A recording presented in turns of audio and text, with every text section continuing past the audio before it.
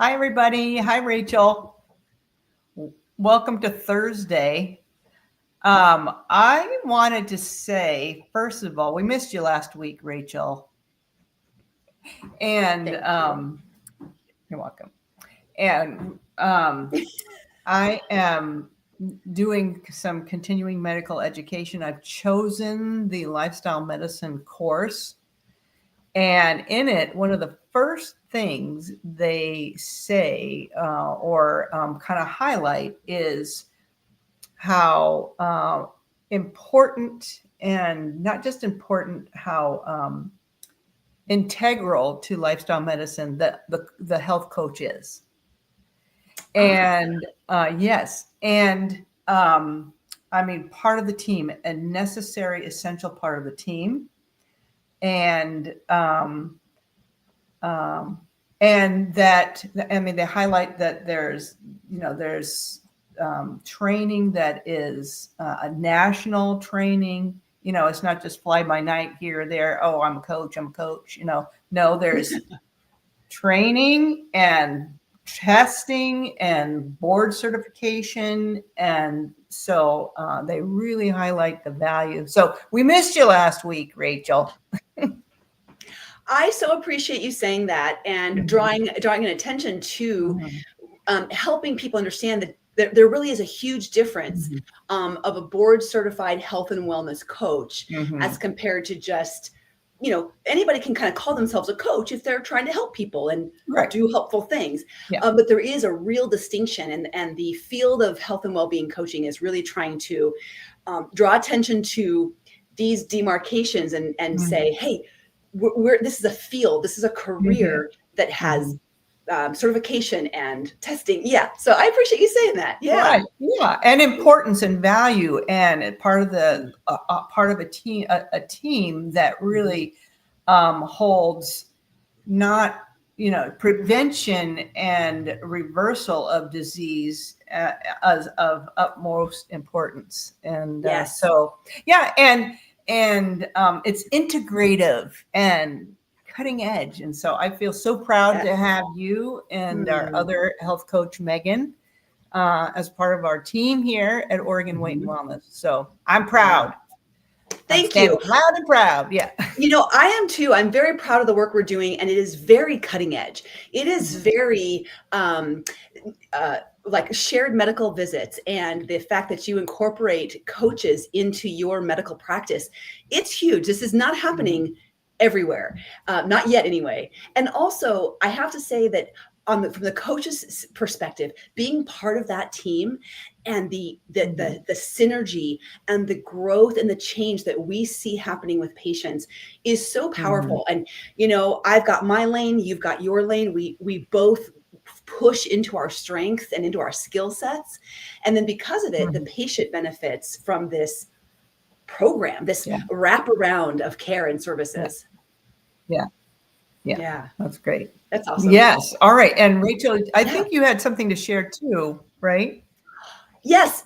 We had, I had a wonderful comment on one of our Facebook or one of our podcast episodes. Someone had posted a comment and I got a message about it. And I asked her if we could share it. I asked for permission if we could share this because it was such a wonderful thing. And here's what she said. We had been talking about, I think we had been talking about fasting or something, but she said, I feel intermittent fasting will be a part of my life from now on. I prefer using real food to accomplish my goal weight. I love your live talks with Dr. Julie. Blessings. I so appreciate you both.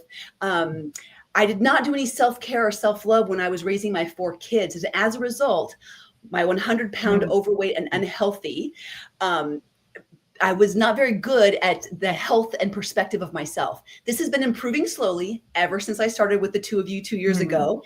And I'm getting ready for another knee replacement. And she just goes on to list all of the benefits and all of the things that she's had. So she says, thank you for your love and support. This will be for life. I'm not going back. So thank you, Annie, for that testimony. That's great. Yes. Yeah. Beautiful. That's lovely. Yeah. So good. Well, Rachel, we were answering some questions right? Mhm.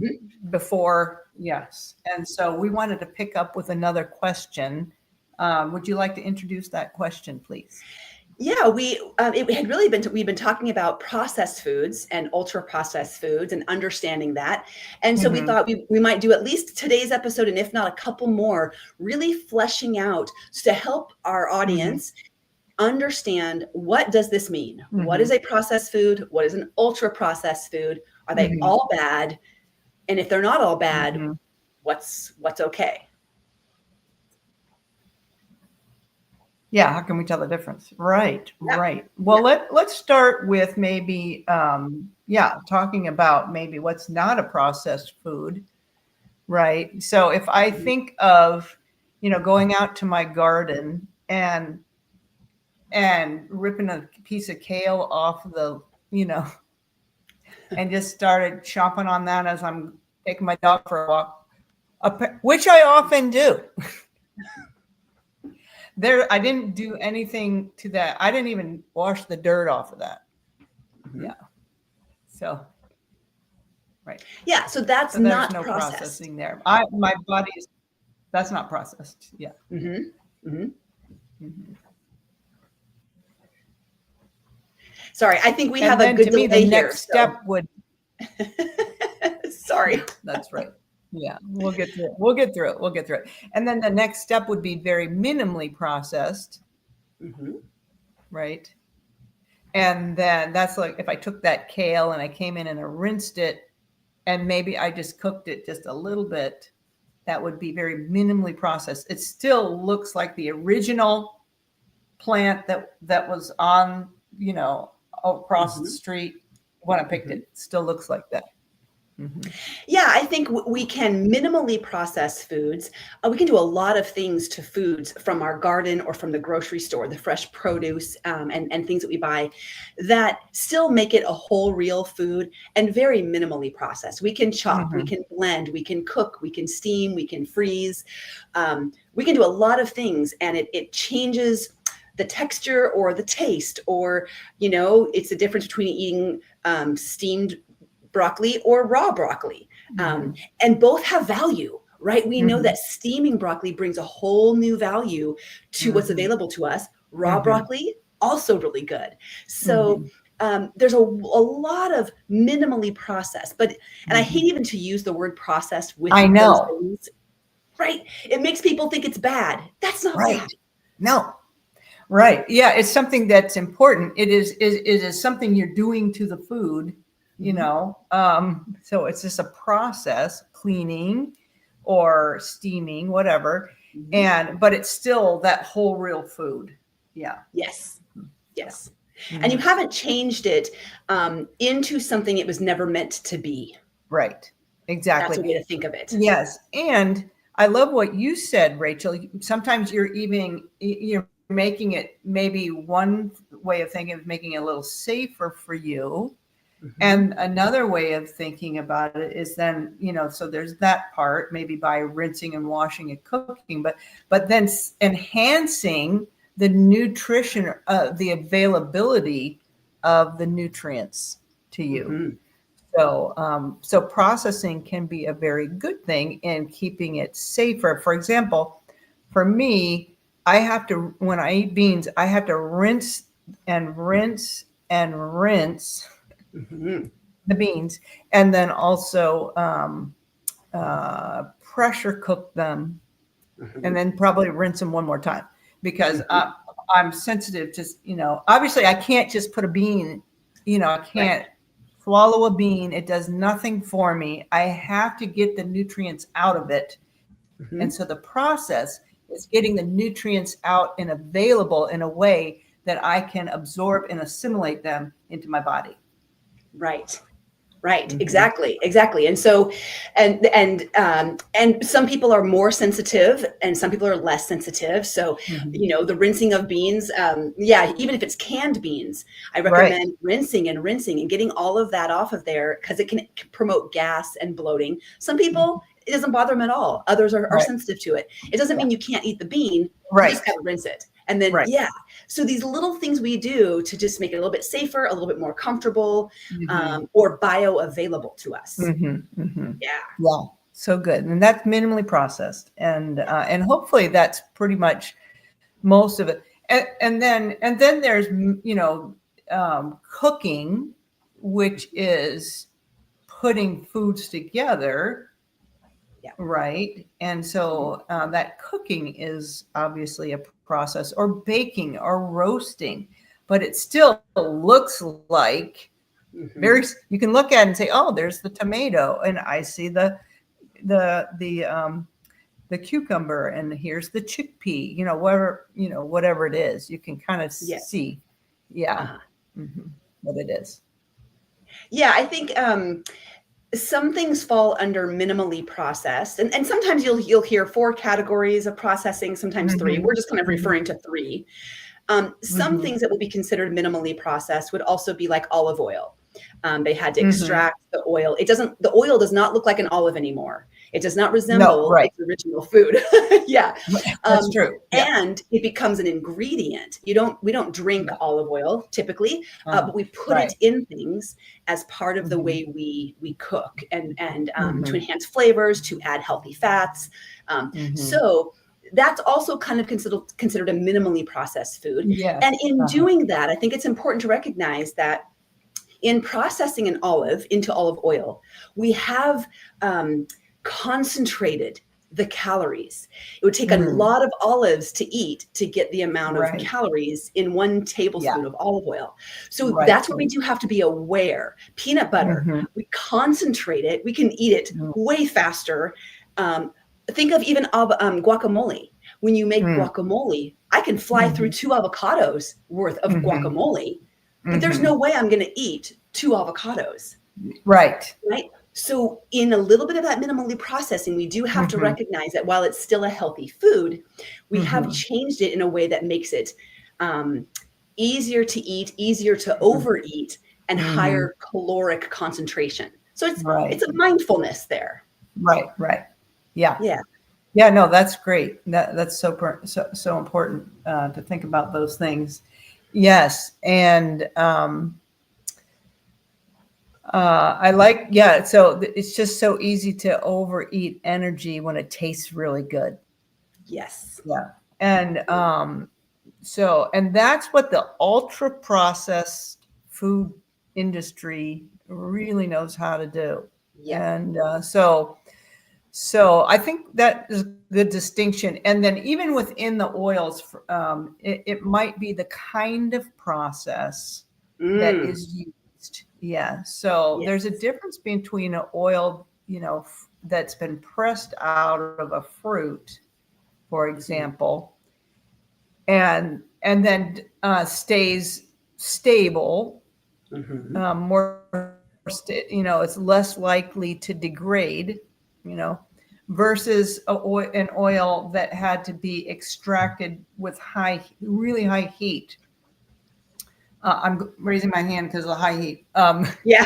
Like, for example, canola oil comes from the rape seed, and you had to crack into that seed. So you had to break it open and extract it out with high temperature. And then that oil is now rancid, So now they do another process by adding chemicals to deodorize the oil and before they put it in a bottle and stick it on a shelf. So there's several processes in that oil. And so that is refined or ultra processed. Yeah. And I think one of the things we find it's not with like canola oil in particular, or vegetable oils, it's not just that part of it, but then also because it's cheap and it's a subsidized commodity, it's added to all of the ultra processed food. It's added to all of them. They're not putting cold pressed beautiful olive oil in a Snickers bar. They're not. Right. So not only is the Snickers bar an ultra processed food, but then they've used these ultra processed oils. So it's like a multiple layers of ultra processing. Right. Yeah. So true. Yeah. Yeah. So yeah, and I love what you're pointing out is that it's a money thing. It's expensive, and actually as a shelf life thing, because now they've processed it to a stability. And so when you add that ultra processed stable now oil to the other food ingredients, you're making those more, that extending the shelf life of those. Right. Yeah. Yeah. Right. So how would we define ultra processed foods then? What kind of a statement would you say to kind of help define what you would think of as an ultra processed food? Yes. Let's talk through that. So what I would say is that it's a food, it's been stripped of most of its nutrient value and left with one thing. Yeah. Well, like for example, wheat, has the bran and it has the endosperm and and then the protein in there. And so but they just want they strip it of that, all of that, and it's just left with this simple carbohydrate. It doesn't have fiber, there's no protein, there's no fat. Or I should say extremely little. Yeah. So it's just like white flour, and then it's bleached. So it's stripped. It's bleached, so it's pretty, and then sprinkled with little dusting of micronutrients. Yeah. It's like they strip the food down and take it away into all of its parts. And then they take what they want from it and then re-add supplements. Like when you see enriched bread, they added a bunch of like supplements basically. Yeah. Little dusting.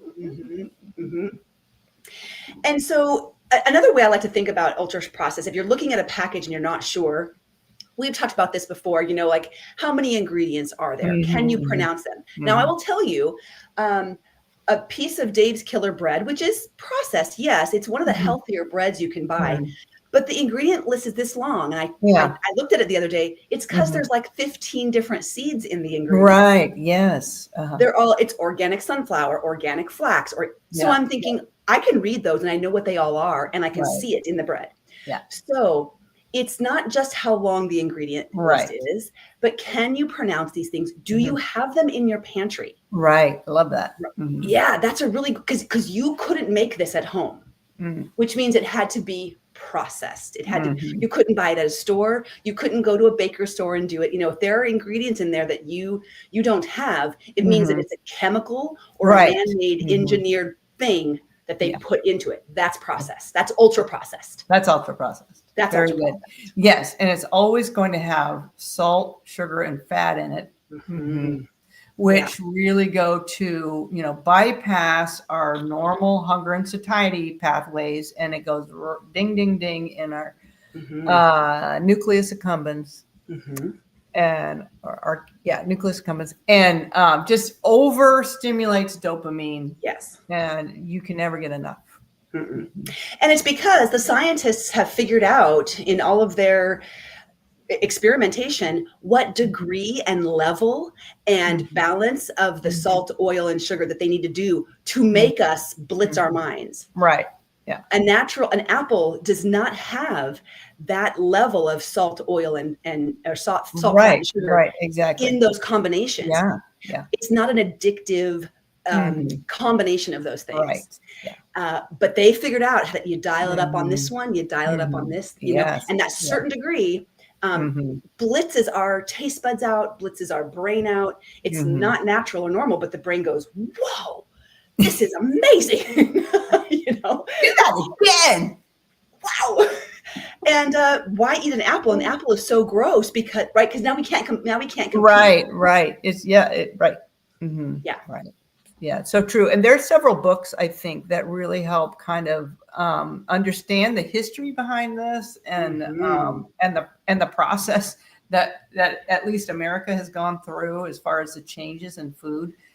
in the food industry. Mhm. You were talking about one of them recently. It's called, what is it called? Yeah, Ultra Processed People Mm. by Chris Van Tulleken. And it's a couple years old, maybe. It's not brand new, but it's not very old. So I've recently read that, loved it. It was fascinating. Took you through a bit of a history and understanding. I listened to the audiobook of it, and it was great because he interviewed his brother. They're identical twins, and one has struggled more with weight than the other, and so they talk through it together. And then you had some suggestions of books. Right. Yeah. One was called The Dorito Effect. Yeah. Which I think is a great title. Yeah. Uh-huh. Yeah. And I'm blanking on that author. Is it over here real quick? And then the other one's called Fat, Sugar, Salt. And also very good. Just gave you oh, wow. Fool me once, shame on you. Fool me twice. Okay, now I'm responsible. So now I know. So I'm going to be more informed when I go to the grocery store. I'm going to start looking at labels. And maybe I'm going to give myself permission to spend a little bit more time at the grocery store, and then also a little more time in the kitchen. Yeah. Of all the processed and ultra processed foods I'm currently consuming, how could I take a few out? How could I replace a few, make my own? Are there some that I'm just happy to fully release? We had a great conversation in group the other night, and they were talking about Girl Scout cookies. Listen, we love the Girl Scouts, and I'm happy to give you cash. I don't want your cookies. The truth is, I don't think they taste good. They used to taste good in my brain. And then one day I really sat and ate it slowly. Yeah. And I was like, I don't get it. I would way rather have my homemade chocolate chip cookie than this weird thing. So I love when you said that. I'm interrupting you, Rachel. I'm sorry. Go ahead. But because when you eat an ultra processed food slowly, that is the key. They're not made to eat slowly, are they? They're made to do this, So when you slow down and really pay attention, you're like, what is this? Yes. So that is key to, try it. Next time you eat something from the fast food joint, next time you buy something from a convenience store, eat it slowly. Let it sit in your mouth for a long time. Think about it and see if you really enjoy it. If you do really still enjoy it, then put that on your treats list, your special exceptions list. I love that. Great. Yeah. Treats list. Yeah. If it's not all that in a bag of chips, then maybe you're willing to say I'm over this, Breaking up with it. Yeah. I know we have to wrap up here. But I really appreciate. So after this conversation, I really feel I'm going to be more aware of using the term ultra processed food rather than just saying processed. So because I think they're lumped in a lot in the same group, and then we get confused. So I'm going to be more aware of using that word ultra processed. And then at the same time, there's no judgment here. I mean, Rachel, my name's Julie Gilbert. I eat ultra processed food. I mean, same. My life does not have to be completely devoid of ultra processed food to be healthy, happy, and live a great quality of life. That's not what we're saying. It doesn't have to be. But good to know. Okay. Well, thanks for this, Rachel. You can tell us real quick what's for dinner. Yes, I made an incredible 15 bean soup last night, and what did I do different to it? I did something a little different. I can't remember now. Oh, I added soy to it in a different way. That was really fun. And then tonight we're going to add sweet potatoes. And so what I love about that is I we'll eat off of this big giant batch of soup for like 3 or 4 days. But then every day when I reheat it, I maybe add a little something so it feels different, tastes different. And what a great day to eat soup on, because it's a blustery day. Right. Yes. How about you? And then I got to get going, but we'll keep You get going because to be honest, I don't have a plan. I'm just going to eat on my. No, I have a plan. You caught me without a plan. All right. Take care. Okay. It's going to be good. Thanks, everybody. All right. We'll see you next week. Bye-bye. Okay. Bye-bye.